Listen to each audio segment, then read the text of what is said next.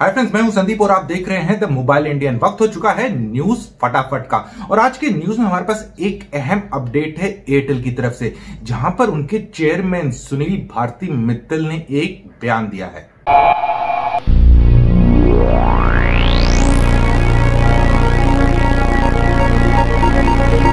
Friends, हमारी पहली खबर आ रही है एयरटेल से। एयरटेल के जो चेयरमैन है सुनील भारती मित्तल, वो भी एक बुक लॉन्च में गए थे। वहां पर उन्होंने एक स्टेटमेंट दिया है। उन्होंने कहा है कि भारत में अभी हम लोग ऑलमोस्ट 16 GB डेटा दे रहे हैं पर मंथ लोगों को 160 रुपए में, और लॉन्ग रन में यानी कि ये चीज कंटिन्यू करना बड़ा मुश्किल है, क्योंकि इससे ऑपरेटर्स के ऊपर काफी दबाव पड़ता है। उनका मानना यह है कि 1.6 GB डेटा पर मंथ 160 रुपए में देना फिजिबल है, लेकिन उससे कोई भी कम यानी कि मार झेलनी पड़ती है ऑपरेटर को। और इनडायरेक्टली हिंट भी ये कर रहे थे कि इसकी वजह से ही बहुत सारी जो चीजें हो सकती है ऑपरेटर कर सकता है वो नहीं कर पा रहा है, क्योंकि पैसे की कमी हो जाती है। और फ्रेंड्स, आपको यहां पर ये भी बता दें कि इस टाइम दुनिया भर में अगर कहीं का भी ऑपरेटर्स देखा जाए तो इंडिया के जो ऑपरेटर्स सबसे कम दाम पे आपको डेटा कनेक्शन देते हैं।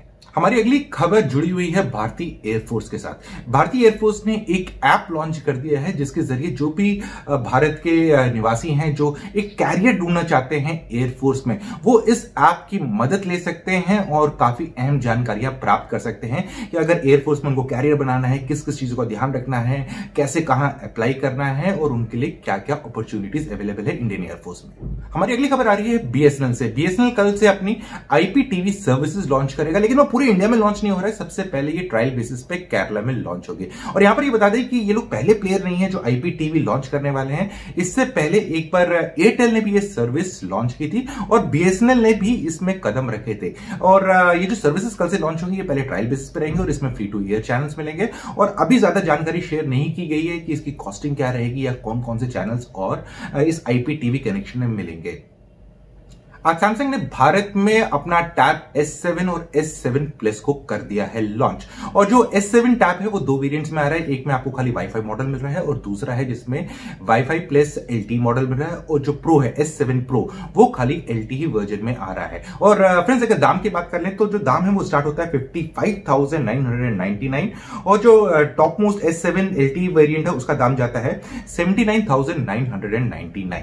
और फ्रेंड्स, यहां पर बता दें, अगर आपको इस टैबलेट के लिए जो की बोर्ड का कवर चाहिए वो आपको अलग से खरीदना पड़ेगा और उसका दाम अराउंड 15,000 रुपए के आसपास है। ओप्पो अपने नेक्स्ट स्मार्टफोन ओप्पो F17 और F17 Pro सितंबर 2 को करने वाला है लॉन्च। और कंपनी का दावा है ये इस साल के सबसे स्लिमेस्ट फोन है। तो अब देखते हैं कि जब ये प्रोडक्ट लॉन्च होते हैं क्या रहता है इनका प्राइस। बहुत सारे स्मार्टफोन ब्रांड्स ऐसे हैं जो टीवी लॉन्च कर रहे हैं और इस लिस्ट में एक और नाम जुड़ने वाला है, वो है आइटल। आइटल नेक्स्ट महीने अपने 2 टीवी लॉन्च कर सकता है, एक 32 इंच का और एक है 42 इंच का। अभी तक कंफर्म नहीं हुआ है कि एग्जैक्टली स्क्रीन साइजेस क्या रहेंगे, लेकिन ये पता लगा है कि आइटल के टीवी आने वाले हैं और वो बजट रेंज के टीवी होंगे। फ्रेंड्स, यहां पर ये बता दें, जो आइटल है ये एक कंपनी का पार्ट है जिसका नाम है ट्रांसेंड होल्डिंग। उसके 3 सब ब्रांड्स है, आइटल, इन्फिनिक्स और साथ में टेक्नो। और ये तीनों के तीनों ब्रांड एक्चुअली टीवी लॉन्च करने के लिए तैयार हैं। और इन्फिनिक्स ने तो ऑलरेडी एक टीवी अफ्रीकन मार्केट में लॉन्च कर चुके हैं जिसका नाम है स्मार्ट टीवी S1 और उम्मीद लगाई जा रही है कि वो लोग भी ये टीवी जल्दी भारत में लॉन्च करेंगे। मोस्ट प्रोबेबली नेक्स्ट मंथ वो भी अनाउंस कर सकते हैं टीवी। और वहीं अगर टेक्नो की बात कर लें, उनका भी टीवी लॉन्च करने का प्लान है नेक्स्ट मंथ, लेकिन अभी तक उसके बारे में हमारे पास ज्यादा जानकारी नहीं है। यानी कि एक पेरेंट कंपनी के 3 सब ब्रांड तीनों के तीनों टीवी लॉन्च करने के लिए हो रहे हैं तैयार।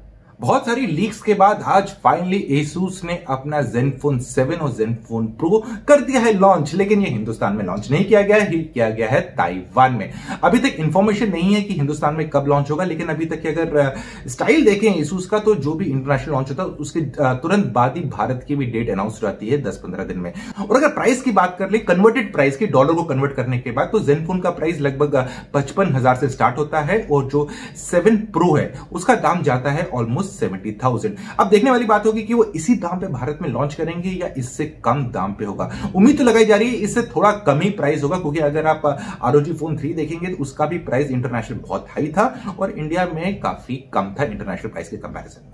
हमारी अगली खबर आ रही है एप्पल से। एप्पल जल्दी ही अपना एक ऑनलाइन स्टोर लॉन्च कर सकता है, यानी कि आप उनकी साइट पे जाएंगे apple.com पे, इंडिया वाली साइट पे, और वहां से प्रोडक्ट्स खरीद सकते हैं। अभी तक भी वो ऑनलाइन प्रोडक्ट्स उनके मिल रहे थे, लेकिन फ्लिपकार्ट, अमेजॉन और बाकी जगहों पे मिल रहे थे। ये जो ऑनलाइन स्टोर होगा ये कंपनी ओन ऑनलाइन स्टोर होगा, और उम्मीद लगाई जा रही है कि इसमें इनिशियली जब ये लॉन्च होगा कुछ इंटरेस्टिंग ऑफर्स भी आने की उम्मीद है। वीवो ने आज भारत में 2 स्मार्टफोन लॉन्च कर दिए। ये फोन है वीवो Y20 और Y20i, और जिनका दाम है वो ऑलमोस्ट 11,000 रुपए से स्टार्ट होता है, और ये दोनों के दोनों फोन 28 अगस्त से मिलने स्टार्ट हो जाएंगे। और अगर Y20 के मेजर स्पेक्स की बात कर लें तो इस वाले फोन में आपको मिलता है स्नैपड्रैगन 430 प्रोसेसर, इसमें 6.5 इंच का डिस्प्ले है, रेयर में ट्रिपल कैमरा सेटअप है 13+2+2, और साथ ही साथ फ्रंट में आपको मिलता है 8 मेगापिक्सल का कैमरा। हमारी अगली खबर आ रही है रिलायंस जियो की तरफ से। रिलायंस जियो ने एक वाईफाई मेश राउटर लॉन्च कर दिया है, और बेसिकली ये जो स्टैंडर्ड राउटर है उसे डिफरेंट इसलिए होता है क्योंकि ये थोड़ी कवरेज बेटर करता है, और जो इसका दाम है वो रखा गया है ₹2499। अभी इस बारे में ज्यादा जानकारी नहीं है कि कब से कहां से अवेलेबल होगा, और जियो के एग्जिस्टिंग जो ब्रॉडबैंड यूजर्स हैं क्या उनको ये एक्सचेंज में मिलेगा या फिर उनको कुछ और पैसे देने पड़ेंगे।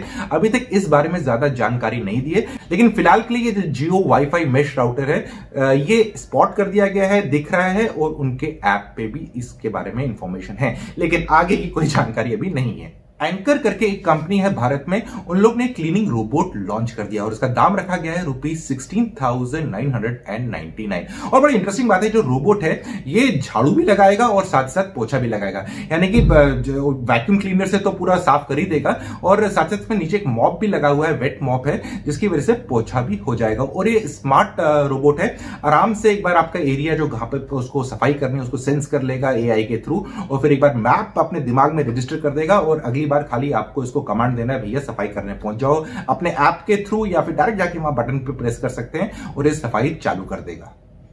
हमारी अगली खबर आ रही है पैनासोनिक से। पैनासोनिक ने आज भारत में 21 वॉशिंग मशीन्स लॉन्च कर दी है, और जिनका दाम है वो 17,000 रुपए से स्टार्ट होता है। और अगर खास बात करें इन वॉशिंग मशीन की, जो पैनासोनिक कहता है वो ये कहता है कि ये 99% जर्म्स को क्लीन कर देता है, और इसमें सबकी सब फुली ऑटोमेटिक मशीन्स हैं, और इसमें जो पानी है उसको भी गर्म किया जाता है, जिसकी वजह से जो जर्म्स हैं वो क्लीन हो जाएंगे।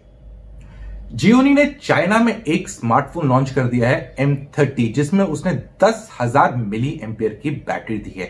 अभी तक इस बात में इंफॉर्मेशन नहीं है कि वो वाला फोन भारत में लाएंगे कि नहीं लाएंगे, क्योंकि अभी रिसेंटली उन लोग ने एक फोन मार्केट में लॉन्च किया था सदियों के बाद, वो था जियोनी मैक्स, और जिसका दाम था लगभग 6,000 रुपए। हमारी अगली खबर आ रही है Xiaomi की तरफ से। Xiaomi का एक फोन है Redmi K20 Pro, उसको एक स्पेशल प्राइस कट मिला है, अब इसका दाम हो गया है 4,000 रुपए कम। और ये जो कट है ये परमानेंट कट नहीं है, ये 26 अगस्त से लेकर 31 अगस्त तक वैलिड रहेगा। और यहां पर आपको ये बता दें कि ये जो प्राइस कट के बाद इसका दाम हो जाएगा 22,999, और आपको याद होगा थोड़ा टाइम पहले ही इसका प्राइस बढ़ाया गया था 26,999, जिसके लिए Xiaomi ने कहा था प्राइस इसलिए इंक्रीज किया है क्योंकि GST हाइक हो गया है। फ्रेंड्स, वक्त हो गया आपसे इजाजत लेने का, क्योंकि न्यूज फटाफट में बस इतना ही। जल्दी मिलते हैं एक और नए वीडियो में, तब तक के लिए आप अपना ख्याल रखिएगा।